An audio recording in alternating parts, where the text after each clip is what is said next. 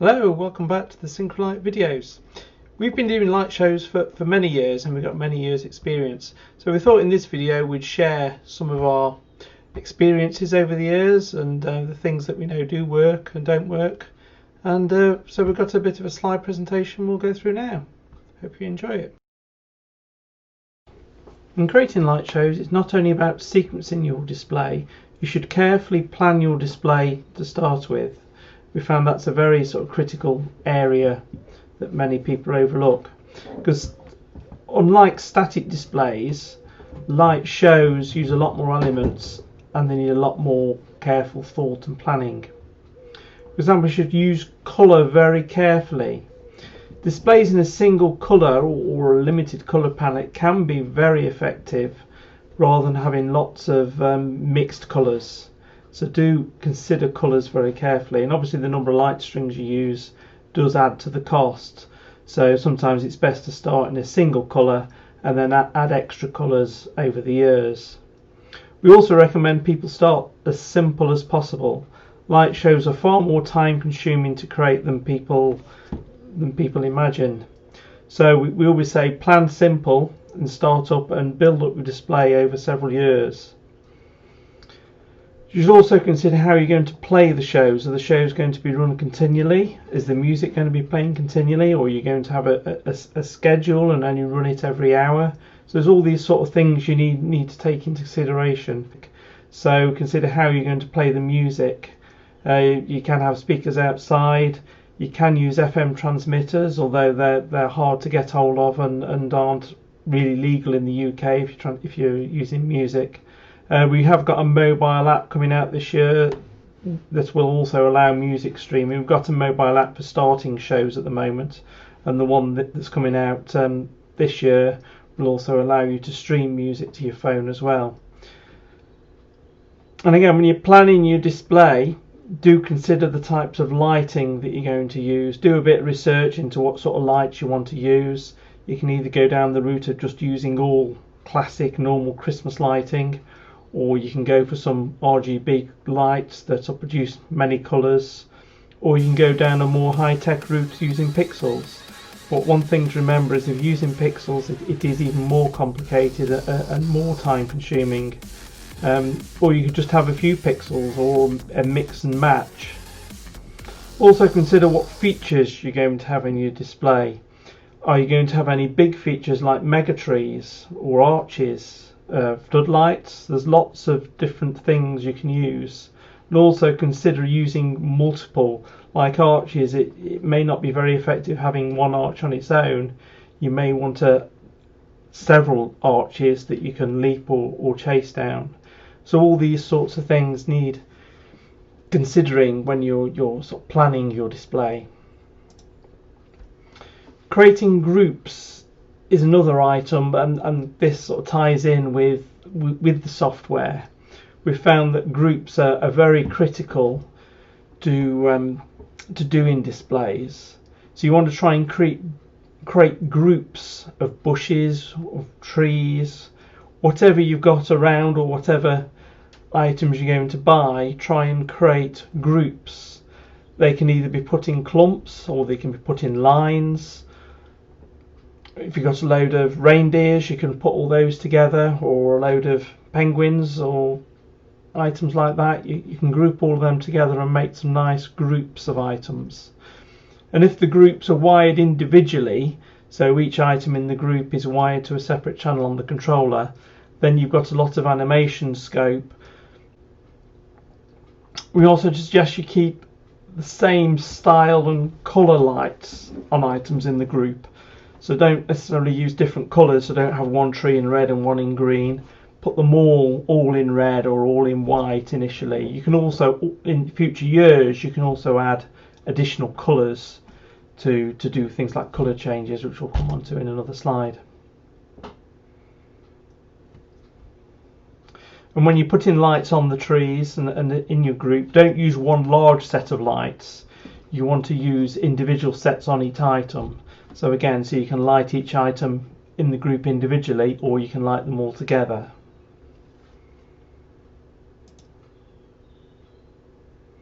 One important aspect of light shows is achieving sort of an animation to get the feeling of things moving. So like if you've got a line of trees, put them all together in a line, and then you can turn them on one by one and get the effect of them chasing or running. You can achieve similar with snowflakes. You have snowflakes coming down the wall, you can light them up one at a time and create a feature that way. Arches are quite popular. But again, for an arch you have, rather than having just an arch with one set of lights on, you generally use a minimum of 4 or 5, typically 6 different sets of lights, and then turning them lights on one at a time, you can achieve a leaping effect on the lights. Similarly with reindeers, if you've got a load of illuminated reindeers, you can put them in a line and have them effectively running across the lawn. But you do have to use these animations carefully, because the eye can only follow a couple of animations at a time. So you need to only use 1 or 2 animations simultaneously, otherwise your display will just get too busy and people won't know where to look. You also want to avoid flashing the lights too much and too busy sequencing, as I said, because otherwise when you stand back and look at your display, you'll lose that animation and you'll just see lots of random flashing lights. You won't necessarily see that there's reindeers chasing over here and a line of trees chasing over there. It'll all just get too busy. So do really take care when you're doing animations and when you're doing your sequencing. Make the animations stand out. Make sure you use plenty of lights on each item and place them in a predominant position and put them close together, so you really get an impact when you're doing your animations. Colour change. Colour change is a very effective feature you can use in a light show, but you need to use the colours sparingly and effectively. As I said earlier, having a whole display in a single colour can be very dramatic, and if you can add to that, if you've got lights in different colour, you can change all of them from one colour to another in with the music, in time to the music, or sweep across your display changing the colour from one colour to another, and that can be very effective. Using 2 colours at the same time, like red and white or red and green, can also be very effective. Alternate items, so if you've got a line of 6 trees, have one in red and the next one in white and the next one in red, and then swap the colours in time to the music backwards and forwards, and that can be very pretty as well. Try and create pretty scenes with your lights to make it pleasing on the eye and create patterns and effects that are going to wow your audience. As I said before, when you're having groups, always ensure that all items in that group have the same colour. So don't, let's say, have one tree in pink and one in blue. Have them all in the same colour. Your music selection can also have a big impact on the effectiveness of the show. Unfortunately, a lot of tracks are very, very repetitive, particularly the Christmas tracks. They are very repetitive in nature, and you'll find that when you're sequencing your show, it gets very repetitive and boring. So try and choose a music track that's got a lot of frequent changes in the rhythm and beat of the music. Look for music that's got dramatic sections that you can really utilise the lights to. So it's important to listen to the music tracks very carefully before you jump in and start doing a display. Choose your music very, very carefully and try and visualise how you can use the lights in time to the music, because you don't want to have a track that's just repetitive all the way through, because your viewers will quickly lose interest in your display. A very good group that's very little known in the UK is called TSO, or Trans-Siberian Orchestra. They're very popular in America and around Europe, but they're very little known in the UK. But they do some very dramatic Christmassy tracks that are very good and very popular for light shows. So it's well worth giving them a try.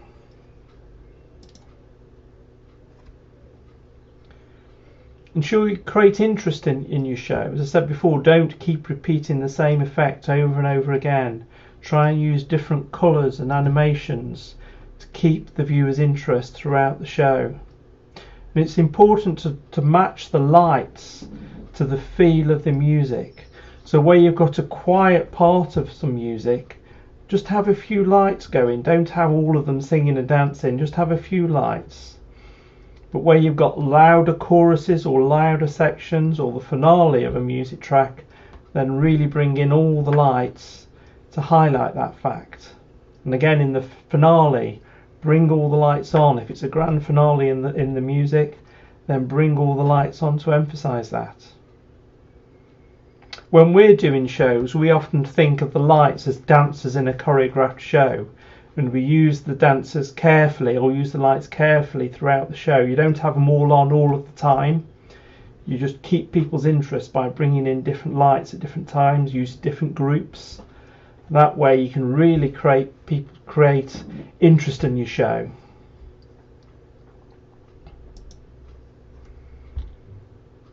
When sequencing your show, do use the visualization in the show designer.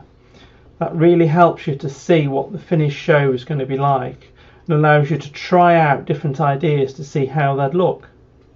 And do watch our series of tutorial videos.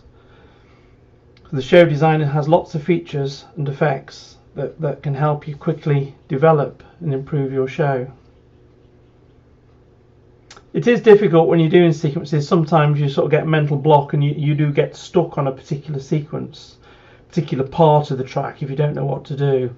And what we often find is move to another section of the music, like do the chorus or a fast section of the music first that you can easily do the lights to, and then go back and fill in the blank sections after. If you've got a very fast section of the music, such as where there's a very fast drum beat, it can be very hard to pick out the beats reliably. So in this situation, we often recommend you just use a fast chase or a flicker or something like that, and that sort of saves the need to pick out each individual beat in that section. If you do get stuck and don't know where to start, you can always use our show builder, which will generate a reasonably good sequence for you. You can then edit that sequence and tweak it and improve on it to suit what you want. So do try that show builder service. For other ideas, you can also watch other people's videos of displays. There's lots of them around, there's lots on our website. You can have a look at, see what other people have done and give you ideas from that to help you plan and sequence your display. The sequencing is a very critical part, so do take your time over it. Take care and match the music and the lights together to really try and capture the feel of the music, because the music's going to bring your lights alive and help create a bit of magic. And remember, a very few very well sequenced shows will give a far better result than lots of shows that are rushed and are poorly sequenced. So do take your time. Don't worry about creating 10 or so shows. Just 2 or 3 very well planned shows, very well sequenced shows will really make your display. And remember the planning. You know, several groups of colours will make sequencing easier, because you'll if you plan a display out well, you will have lots of options available in groups available for you when you do your sequencing. Pay attention to the timings in the music. Lights that are out of time to the music can be quite obvious, and it can ruin the overall effect. So do take time when you're doing your sequencing and try and get the timings as close as you can. They don't necessarily have to be perfect, but get them as close as you can. And finally, do have fun when you're doing the lights. Either choose a music track that's fun or integrate something fun with the lights. Do remember they are time consuming to plan and create, so the earlier you start in the year the better. But at the end of the day, when you finally got all your lights up and pressed play for the first time and seeing your display come alive and seeing the finished show is amazingly rewarding, and seeing other people enjoying your show is also very rewarding. So that is very good to see. When doing your planning your show, consider collecting for charity. And also, don't forget, if you do ever get stuck, we're always here at the end of a phone or by email at any stage of your display, whether it's planning or sequencing or actually setting your display up. We are contactable all year round, and we often run weekend and evening helplines for our customers in November and December to help with any questions when setting up your display. Well, we hope that's been of use. Feel free to call us or email if you have any questions. Thanks for watching.